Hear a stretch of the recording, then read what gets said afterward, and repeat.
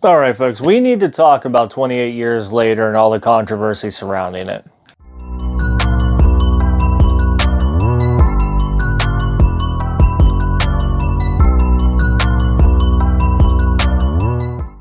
What we're going to talk about in this video, we're going to talk about all three acts of the movie, along with the controversy, the ending, and my feelings and thoughts on it as of now. What I will say is that this was my most anticipated film of this year, as it was many horror fans' most anticipated film of this year. And I will tell you that for the first probably about an hour and a half of this movie, I was on board. I was following through. I was really loving it. A lot of great cinematic moments, a lot of really great lore and knowledge brought to this movie. And then the last 5 to 15 minutes completely lost me. I hate the ending of this film, and we'll get into that a little bit later on. So in all reality, we have 5 main characters in this movie. The biggest main character is Spike. He is a young boy, probably about 12 years old, who's set in this village outside of England, on this little island that they've congregated 28 years later after all the events of 28 days later. With Spike is Jamie, and then Isla, and Isla and Jamie, they are his parents, and Isla has a sickness, which, kind of get into that a little bit later on in the movie as we progress. And his father is basically this rugged, let's go kill these zombie infected people go-getter, and he takes them out on this wild expedition, and they go out onto the mainland for the first time, and he gets his first kill, and this whole thing unravels while they're out there.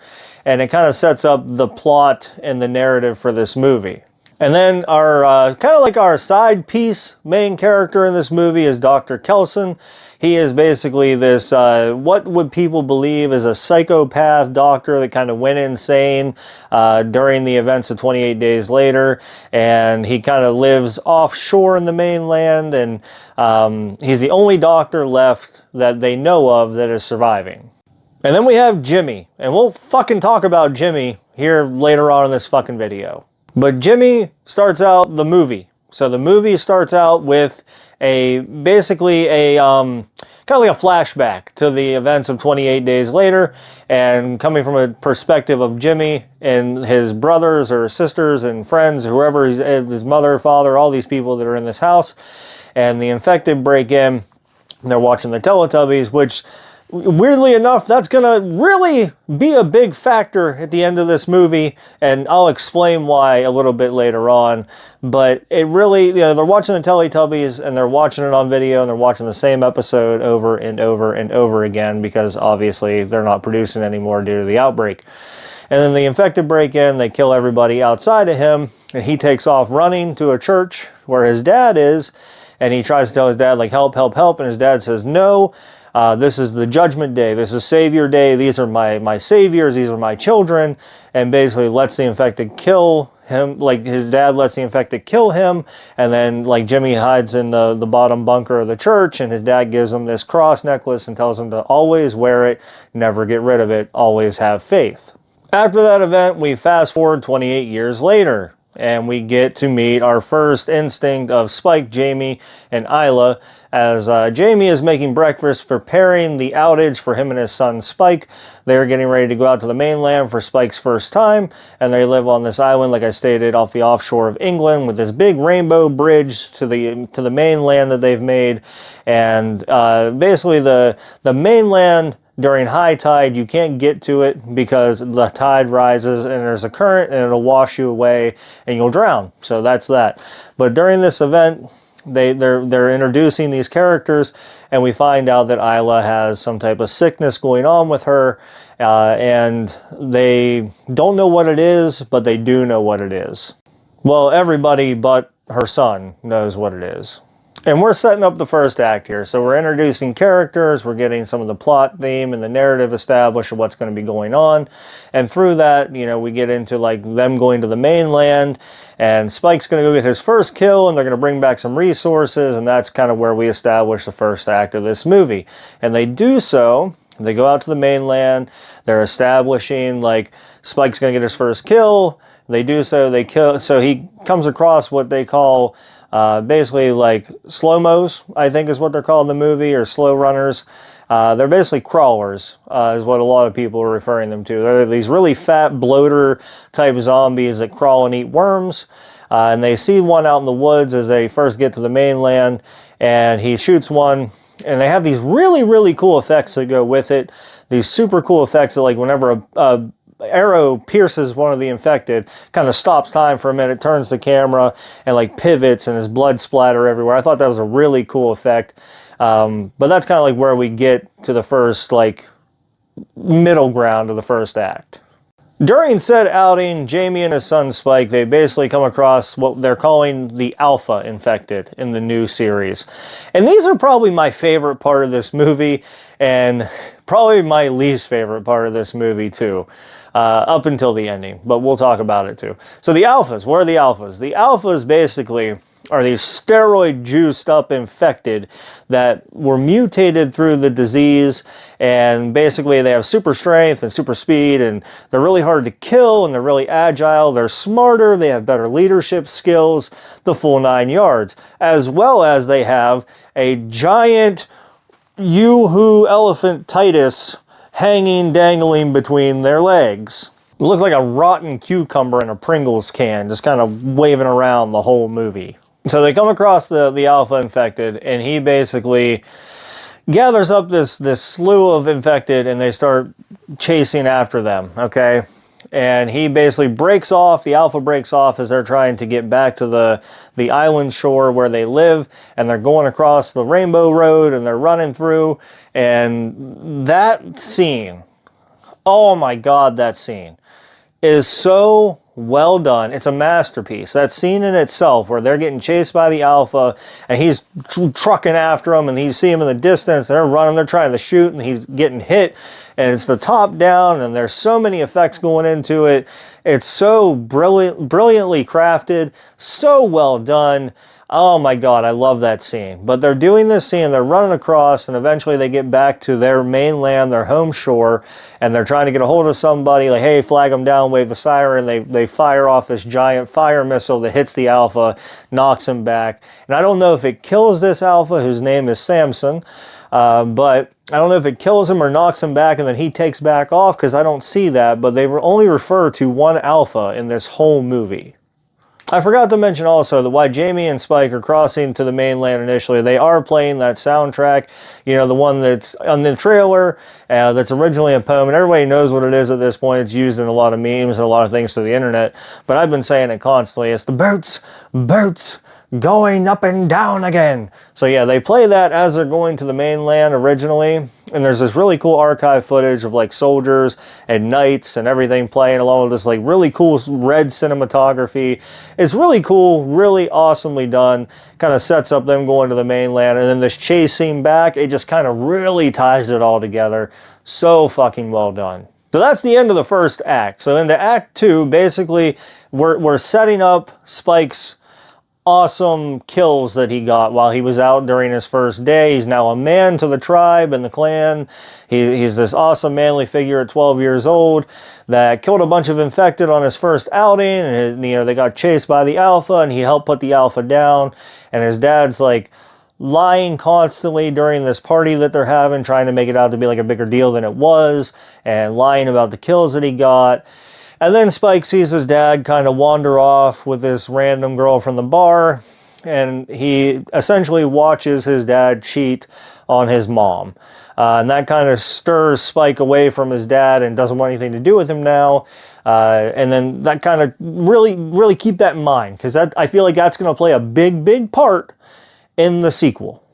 That kind of puts Spike on this mission to like get away from his dad. So he goes to talk to his grandfather, and his grandfather tells him about Dr. Kelson.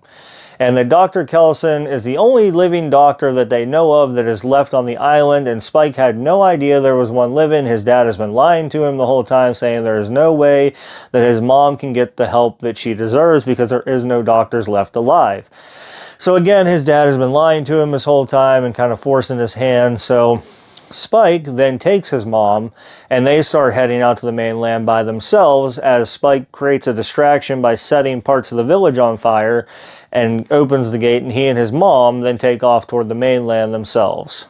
During their adventure, basically they take kind of shelter at like this like church area, this hold up area, and they fall asleep, and Spike says, I will watch over everything. We're going to get you help. We're going to go get some help, and everything will be okay, Mom.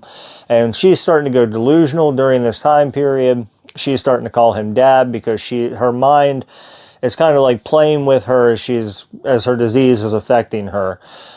Spike doesn't know what the disease is, and later on in the movie we find out what it is as they progress their way to go find Dr. Kelson. But during the scene, one of the crawlers starts creeping up on Spike because he falls asleep, and then we get like this cut scene, and then they wake up the next day, and that crawler is dead, and Spike doesn't necessarily know what happened because he fell asleep. He thought it was a nightmare, but then we get this really awesome flashback to his mom basically waking up last minute and like slamming the crawler's head over and over again against the paneled concrete, killing it to save her son, which was, in my opinion, I thought it was pretty neat. As they're continuing to go find Dr. Kelson, they are met with another group of infected and along with the Alpha again. And right before this happens, there's basically some military folk, 7 or 8 military folk that are sent in to try and do an excursion, and they're trying to find some people and find out what's going on. So basically Spike and Isla make their way toward a gas station. They get trapped inside. They're about to die.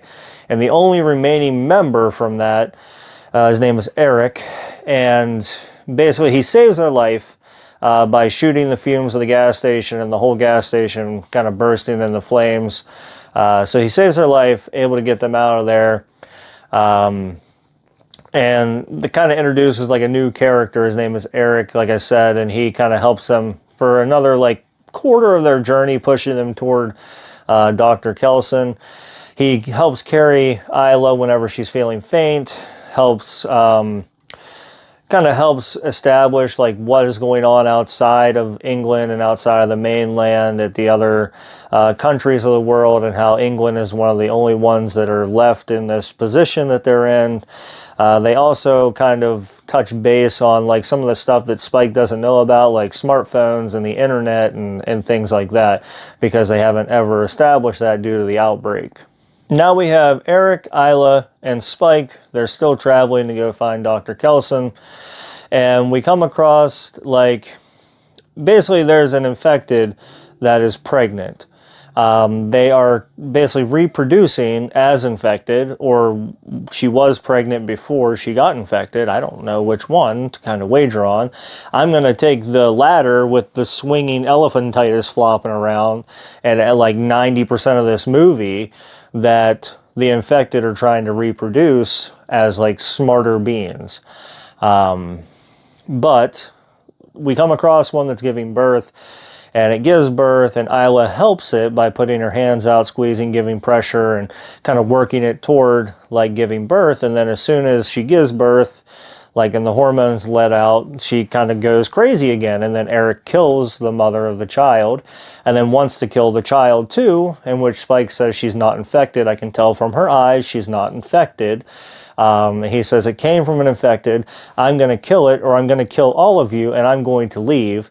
So as he's doing this, and he's getting ready to pull the trigger, and he's getting ready to shoot everybody, the Alpha reaches down and pulls his head up through this, like, subway tunnel and basically rips his whole entire spinal cord out. It was a fucking gnarly scene. It was fucking awesome.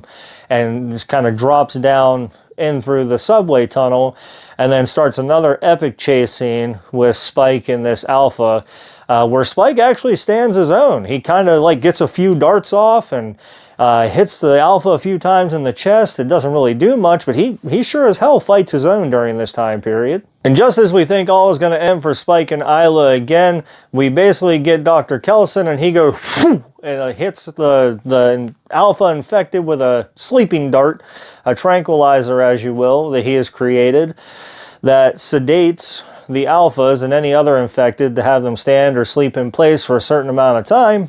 And we find out now that Dr. Kellison actually is not insane, that he's been building Memento Mori.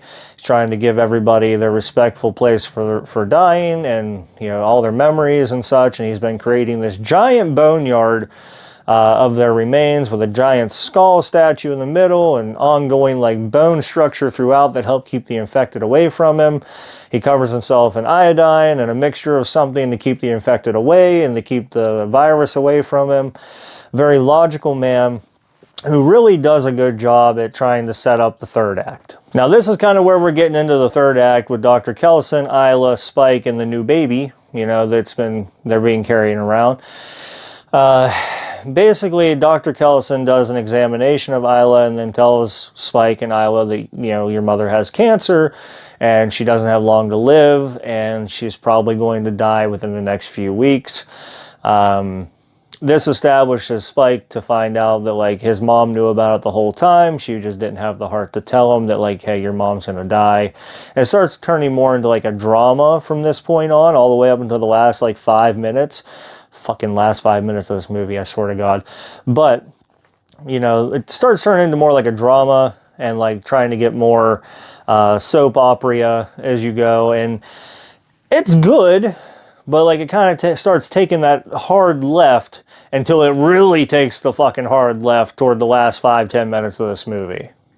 After Isla tells Spike, like, hey, I love you, everything's going to be okay, I do have cancer, I've known it for a while, and Dr. Kellison tells him, like, you're not going to have long to live.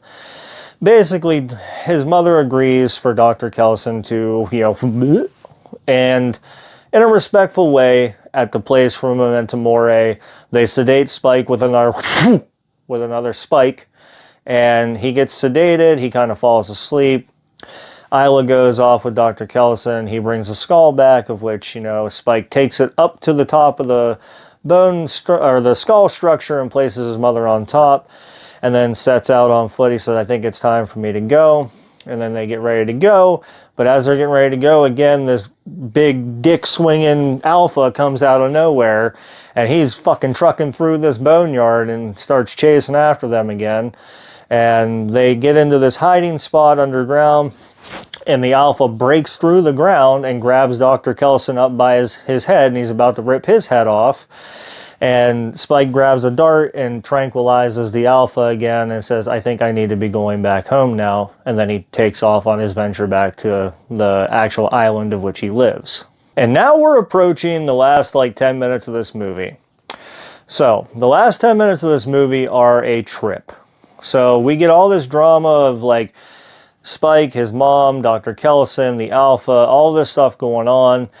And start feeling the drama, the tension, and all these things building up. And then Spike goes home, he writes out the sentimental note, he takes the baby back home and hangs the baby on their door and says, I'll be returning whenever I feel like I can come back to your homeland. I need to start focusing on me and figure out me, blah, blah, blah. And then Spike goes out and he's fishing, he starts to fish, pulls out a fish, he starts roasting this fish over a fire, and then this group of infected start coming down the road of which he's at as his dad is reading this note on the other side of, you know, the country. And his dad starts trucking down through the high tide, and he can't get through to the where he needs to be at while he's reading this letter. And then this infected start chasing after Spike, and he's holding his own again. He's firing, he's hitting a few of them, he's taking a few of them out, and then he hits this wall. And boy, we're going to talk about where the fuck this movie goes now. Now, talk about Jimmy. Because Jimmy, from the beginning of this movie, randomly pops the fuck up at the end of the last 5 minutes of this movie. And he's in this, like, windbreaker outfit, and he's got a bunch of people, like 7-8 people with him that are all in windbreaker jogger suits, and they all got long blonde hair, and they all have blinged out jewelry, and they have these fancy weapons, and he says, hey, you mind if we cut in? Mind if we help you out? We surely would love to do so. And, you know, Spike says, absolutely. And boy, I'm fucking telling you, the Power Ranger bullshit that pops off in this last 5 minutes is probably the worst thing that they could have done to set up the sequel for this movie. Jimmy and his group of misfit Power Rangers jump in and they start flipping and they start tumbling, and they got these karate moves, and they're all over the place, and they're slicing and dicing to a fucking heavy metal version of the goddamn Teletubbies theme song, okay? And don't fucking tell me that it doesn't rock, because it does. The Teletubby theme song in a metal version still fucking rocks, but it's still fucking so left fucking field that the rest of this movie, it doesn't make any fucking sense. So we get all the way to this drama-filled tension. What's going on with the Alpha? What's going on with Dr. Kelson? You know, Spike and everybody, and his mother just died, and his dad needs to know what's going on. He doesn't like his dad. And then we get Jimmy and his group of misfit toys out of fucking nowhere, randomly doing Ninja Turtle and Power Ranger moves on these fucking infected to the metal version of the Teletubbies. Whew! Okay, rant a little bit over. But it still doesn't make any sense to me. Like, I get the fact that, like, Jimmy is there. He's wearing the upside down cross now to symbolize, like, you know, the faith that his dad had, but now he wears the cross upside down. Whenever Spike and his dad went out for the original touring, they see a dude hanging upside down who was sacrificed by Jimmy and his team of Power Ranger wannabes. They have the name Jimmy carved into them. So it tells me that Jimmy is not a good person now. And it tells me that Spike is going to get involved with a bad person, as in Jimmy, who is going to lead him down a path that's going to basically in the sequel put his dad against Jimmy, and they're going to collide because Spike doesn't like his dad. His dad obviously wants his son back. Jimmy's not a bad Jimmy's a bad person. They're going to get led back to the town itself where everybody's at. Jimmy's going to take advantage of that. Like, I feel like this is really, I hope it sets up the sequel in a good way, and I have a couple predictions that I'll talk about here in a second, but I don't know how they're going to redeem this Power Ranger bullshit into the Boneyard sequel. The sequel to this movie is called The Bone Temple. Comes out January, supposed to come out January 2026, so roughly about 6 months, 7 months after the fact of this movie, which tells me the majority of it's probably filmed already, that they're probably doing editing and cinematography and things like that right now. Probably filming up the last little bit of it and getting into the editing process. I have a couple predictions. So, some of the stuff I've watched and seen about this ending, Cillian Murphy is supposed to be back in this sequel, the upcoming sequel to Bone Temple. I personally, and it'd be a long haul, but I personally have a feeling from some of the stuff that I've watched about this ending that Jim from the first movie, 28 Days Later, is going to be some type of mad cult leader or some type of inspiration for Jimmy and his band of misfit Power Rangers that are out doing the bidding of Jim or some type of influence of that. Or Jim is going to come out of nowhere and start saving people as like this alpha zombie killer in the next movie. Or he's going to team up with Spike's dad and Spike in some way to fight Jimmy. I don't know. There's a couple predictions right there. I hope that the Bone Temple makes more sense. For me, personally, I give this movie up until the last 10 minutes a solid 4 out of 5. I love a lot of it. The cinematography is fucking excellent. The chase scene for the bridge is one of the best scenes I've seen in movies in fucking years. The red flash cinematography, the soundtrack, the boats, I love it. I love all of it. But the last 5 minutes, boy, you better redeem yourself in the Bone Temple, or so help me to God this movie's gonna bomb. I like to think about it like this is a beloved franchise now. This is like up there with the rest of like the zombie movies, you know, like George A. Romero movies, Resident Evil, it's up there now. And I like to think of it as a respected franchise that I don't want to see get ruined because of something that people want to pull out of a hat, like a Rob Zombie film or like an indie Halloween film that kind of just gets pushed off to the side now because we want to reinvent the wheel for no reason. But guys, that's my thoughts on 28 Years Later. Let me know what you think of this movie in the comments below. There's a lot of controversy going right down the middle with this movie. Some people are saying it's the best thing they've ever seen. Some people are saying it's the worst thing they've ever fucking seen. I'm in the latter. right now. And I hope to God that the next movie, the sequel that they're already almost done filming, really helps out with that and really carries this movie into like a masterpiece territory.